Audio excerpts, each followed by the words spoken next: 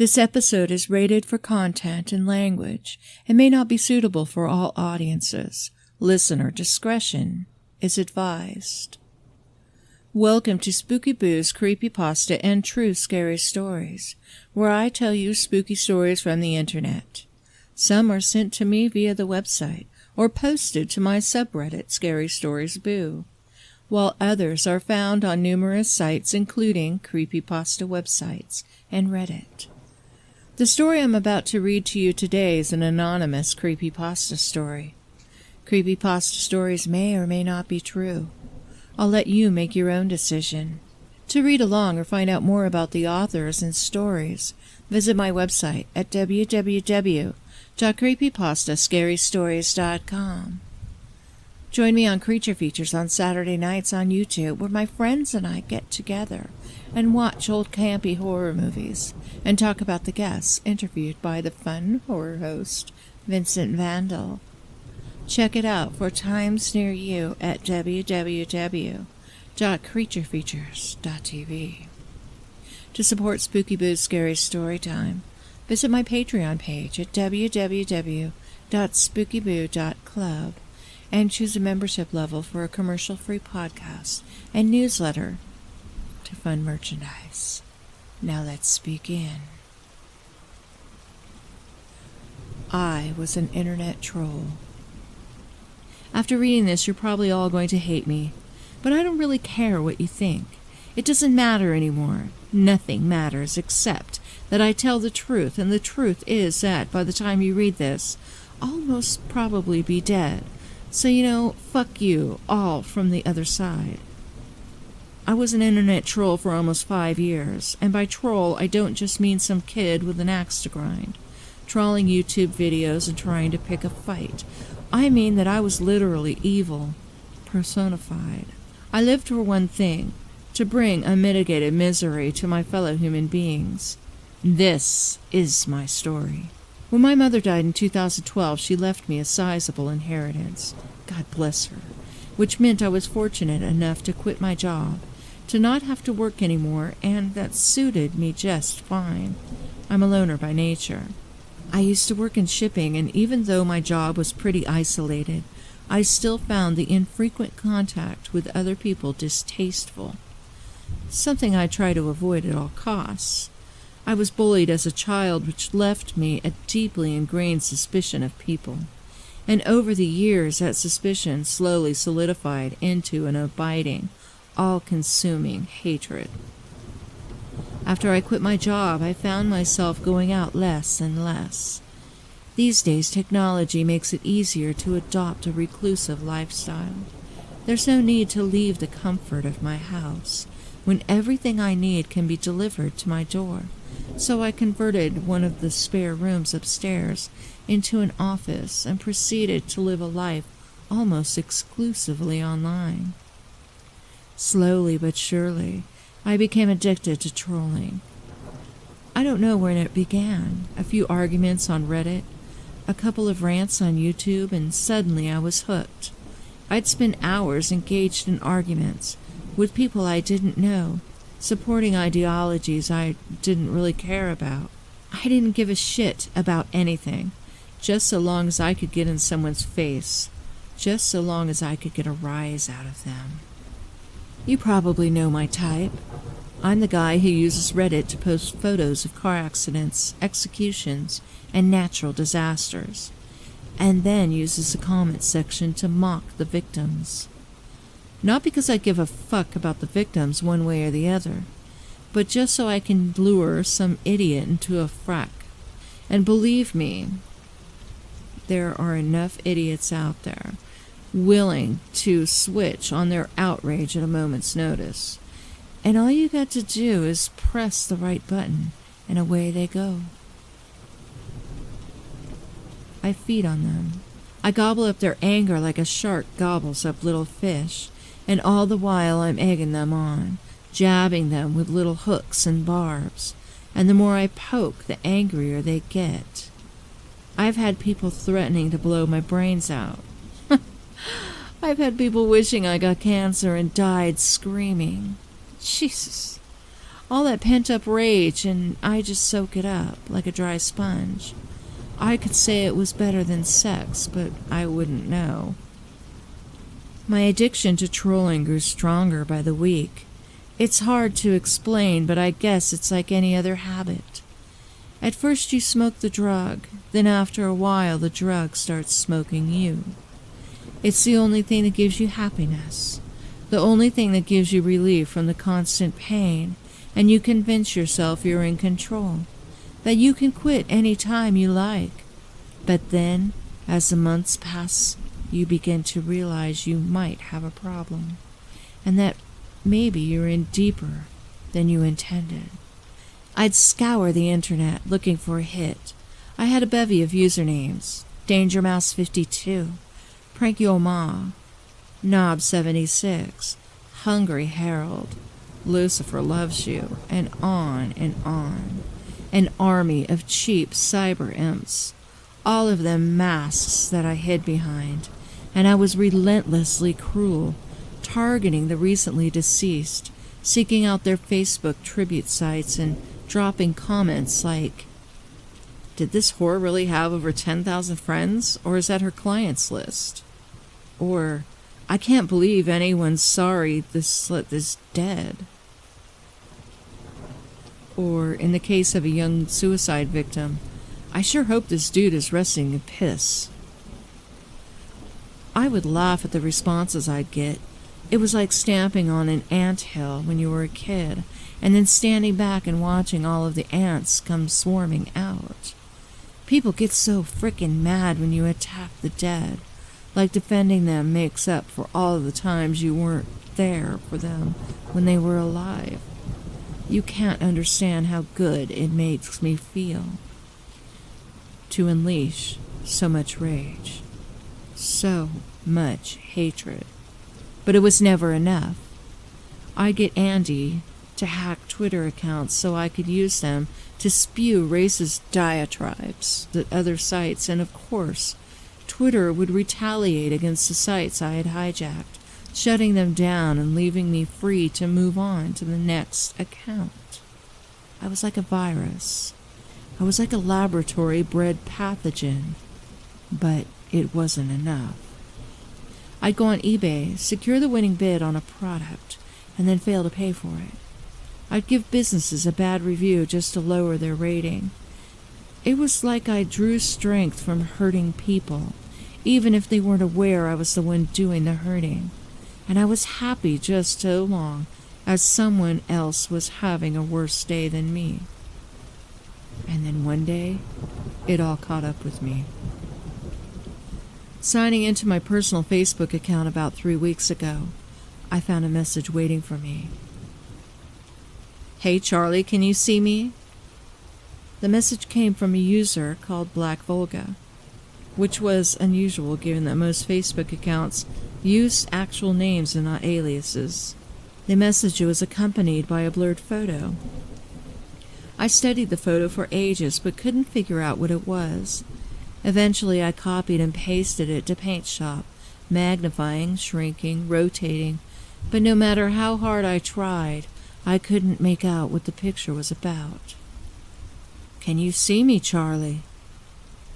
It didn't matter what account I was using, what name I was using. Every time I made a comment, this Black Volga person would turn up and type the same shit right beneath it. "Hey Charlie, can you see me, man?" And each message came with another blurred photo, only each time the photo was a little less blurred. I started to panic. Someone knew who I was. That had to be a troll's worst nightmare, to lose their anonymity. I felt naked, like one of those dreams you have when you're standing in public and you realize you don't have a stitch on. I called Andy up. Apart from Sarah, he was the only friend I had, and like myself, Andy was a dedicated troll. We'd met in an online chat room, both of us trolling the same girl, some black chick who proved to be an easy target on account of how fucking sensitive she was. Sometimes Andy and I hunted together, tracking down what we like to call Phoebes. people with feeble minds and a delicate disposition. I think someone's stalking me, I said as soon as Andy answered the phone. They know all my accounts and they know my fucking name. I mean, how the fuck do they find out my name? Are they threatening you? Andy asked. Not yet, I said, but I'm pretty sure they will. Why else would they bother contacting me? Blackmail? Andy suggested. I frowned. You think? There was a pause, and then Andy said, Sure, they would have reported you by now if they were legit. Fucker probably thinks you're an easy paycheck. I swallowed hard. So what do I do? Turn the tables, Andy said. I've got this friend, Black Hat, one of the best. If anyone can find your stalker, he can. I sent Andy screenshots of my account pages. He said he'd get back to me. I spoke to Sarah after that.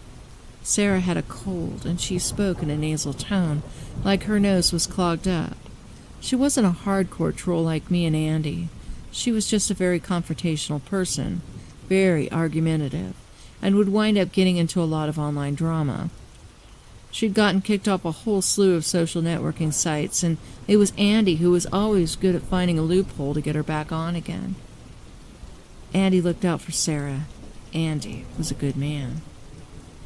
When Sarah heard about my stalker, she said maybe I should cease all activity on the net. She didn't like the sound of this guy. She didn't like the fact that he knew so much about me. I told her Andy had a black hat friend who was going to find out who this guy was. I tried to sound tough. I tried to sound like we had this covered. But Sarah kept insisting I lie low for a while. She sounded scared, so I asked her whether she knew more than what she was letting on. She said the name of my stalker, Black Volga, sounded familiar for some reason, like maybe she heard it somewhere before. I laughed. I told her she worried too much. I told her to take some vitamins. It would help with her cold. I ignored Sarah's advice. I knew it was meant in good faith, but I couldn't just go cold turkey. I couldn't suddenly stop trolling. That was like asking a heroin addict to suddenly stop using. I'd recently taken umbrage to this woman on YouTube.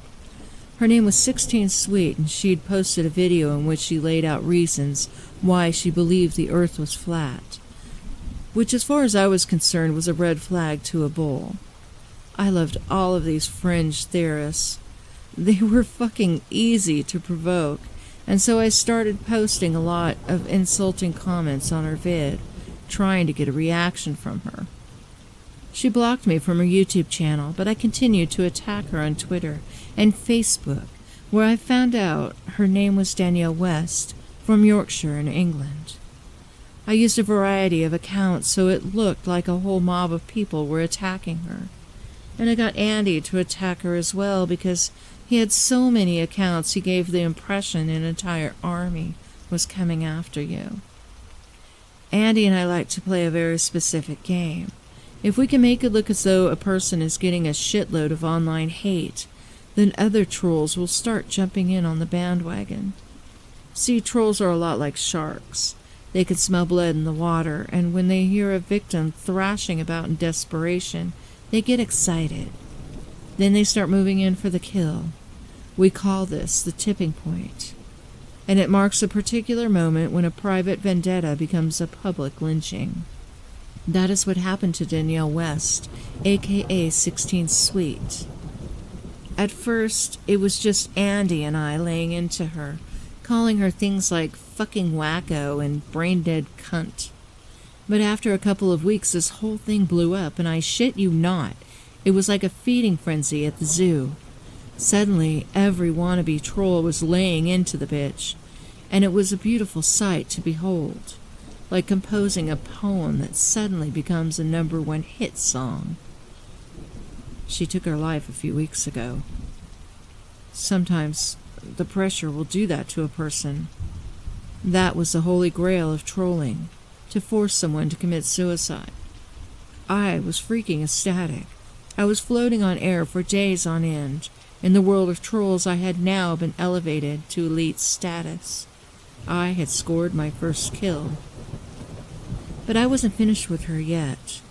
That night I went on Danielle's Facebook page. It had been turned into a memorial page by her mom, and there were videos of candlelit vigils and images of wreaths and stone angels and commiserations and inspirational quotes by the truckload. And of course I pulled down my digital pants and took a well-aimed dump all over the page. Do flat earthers go to flat hell when they flatline? I wrote from one account, whilst from the other account I wrote, so glad this bitch put us all out of our misery. After that I sat back with my mug of coffee and waited for the shit to fly. A moment later a message appeared right beneath my comment. I leaned forward and squinted as I read it. Hey Charlie, missed you. Man, I hope you missed me. The message was accompanied by a blurred photo. The sender was Black Volga. I jerked back in my seat and let out a wheezing gasp. My heart trip hammering as I stared at the screen. Who the hell? Who the hell? Who the fucking hell? How did they know me? How did they know my name? What did they want?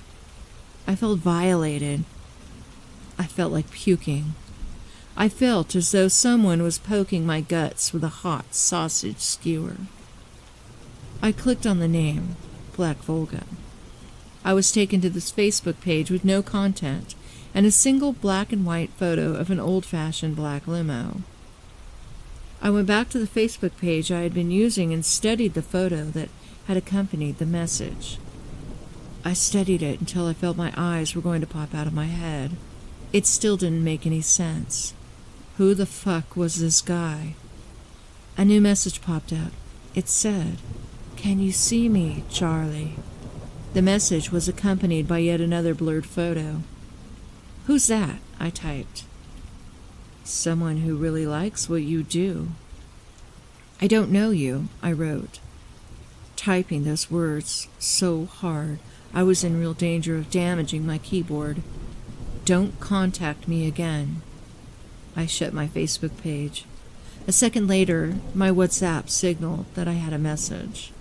I picked up my phone. The message said, "But I know you, Charlie. I'm your biggest fan."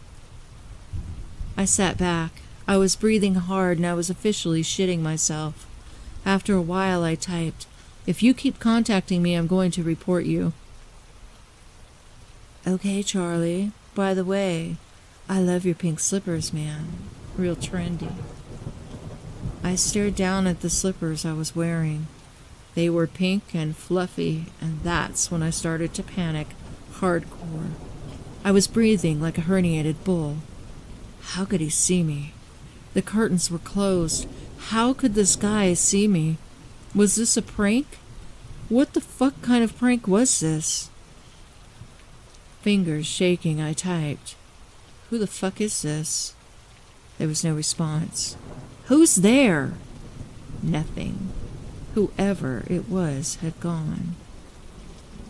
It was a day later, and I had to give Andy's hacker friend remote access to my computer. I hated giving up control of my computer.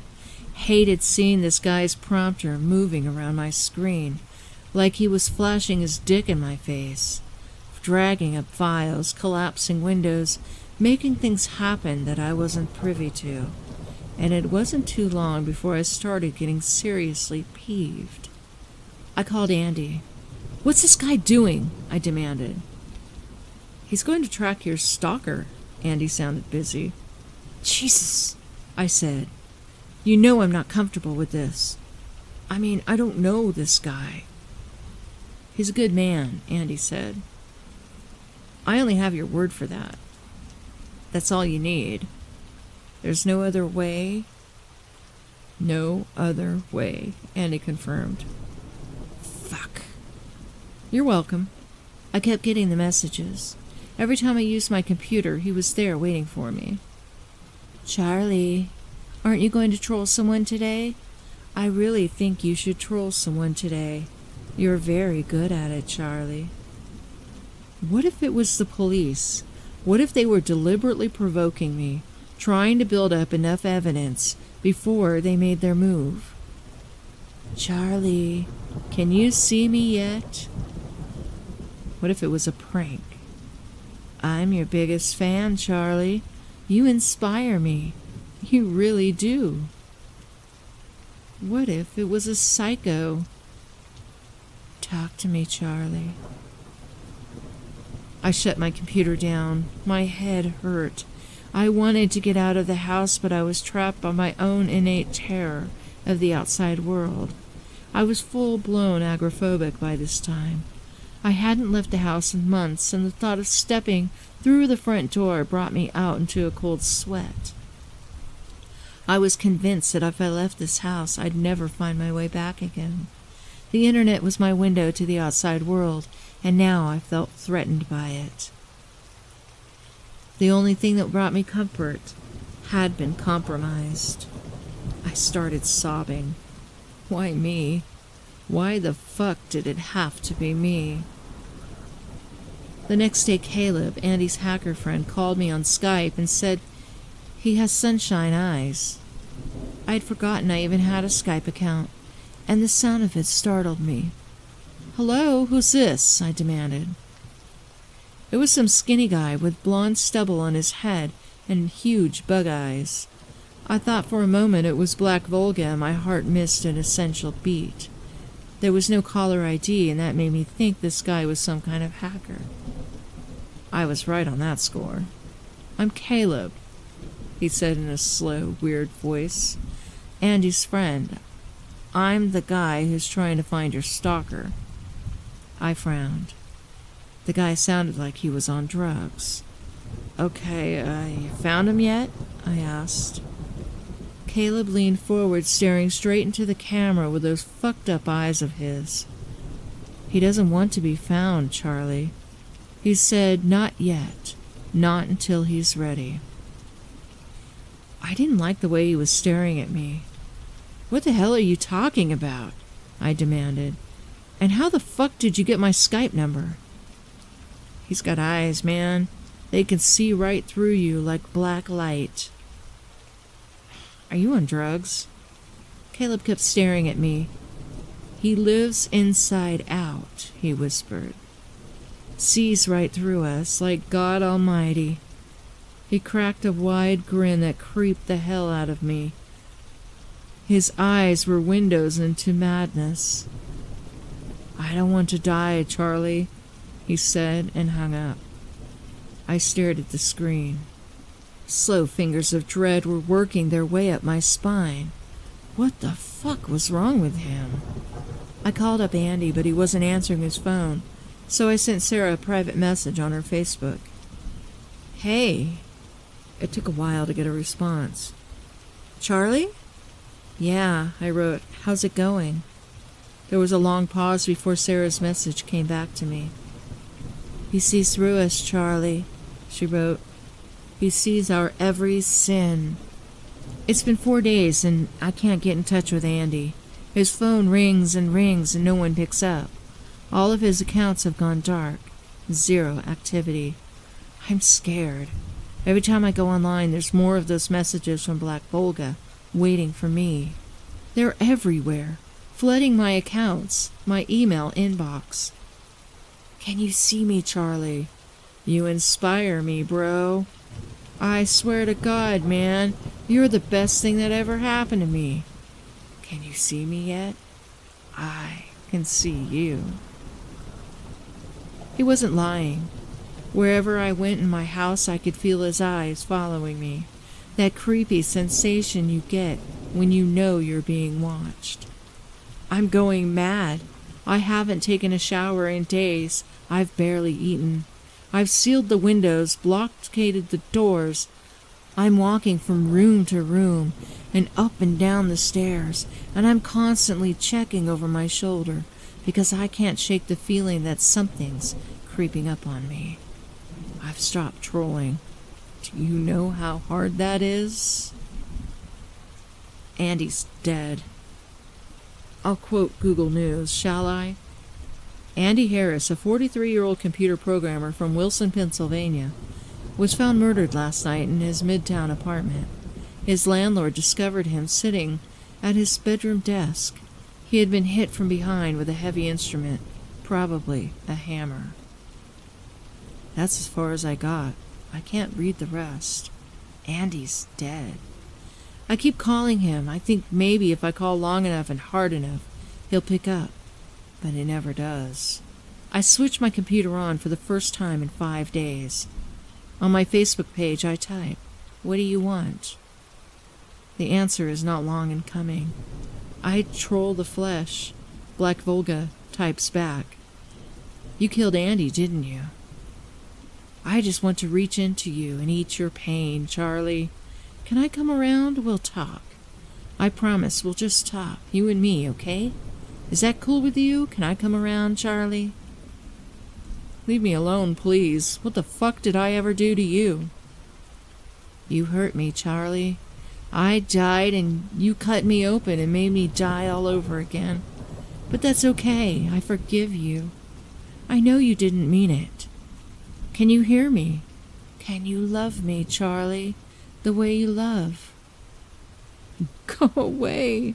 I was sobbing, typing those words over and over again. Go away.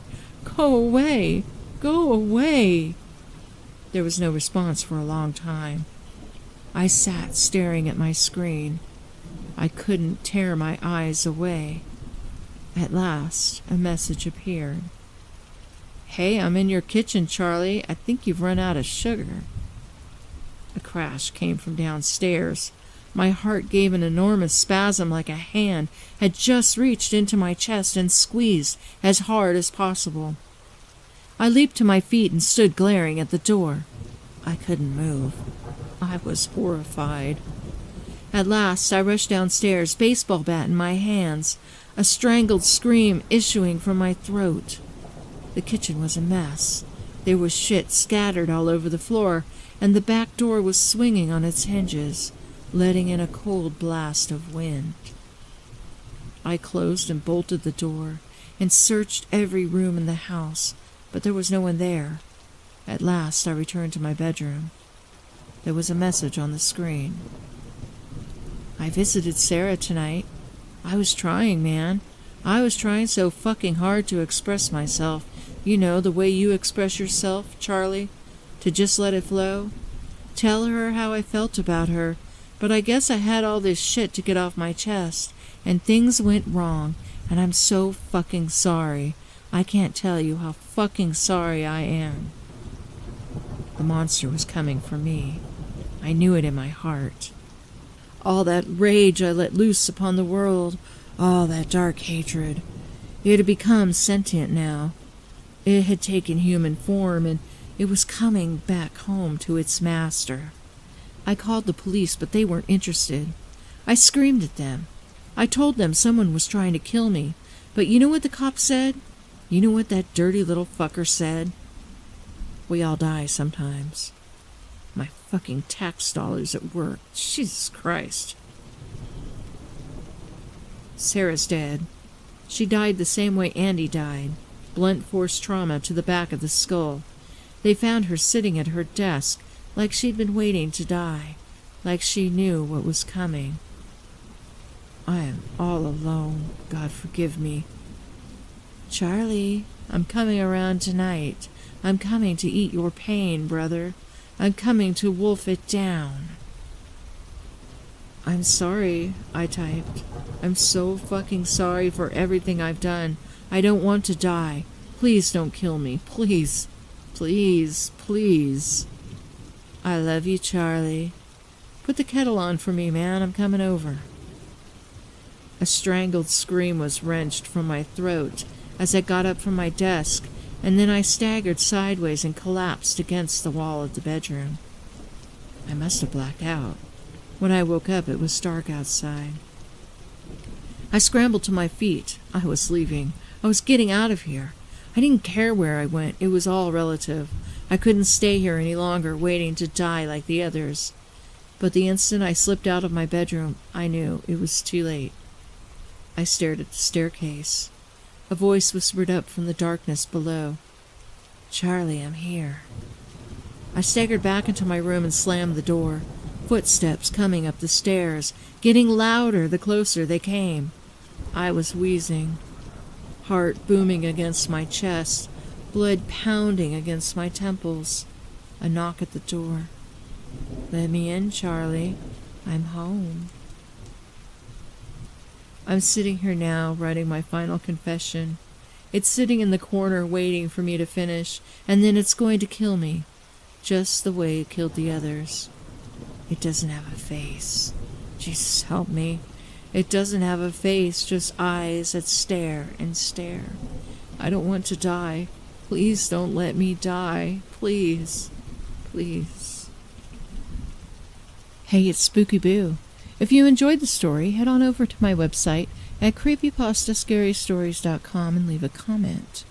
You can also submit your own stories by visiting my Reddit, Scary Stories Boo, or you can submit them to me privately by clicking on the Submit Story on the website.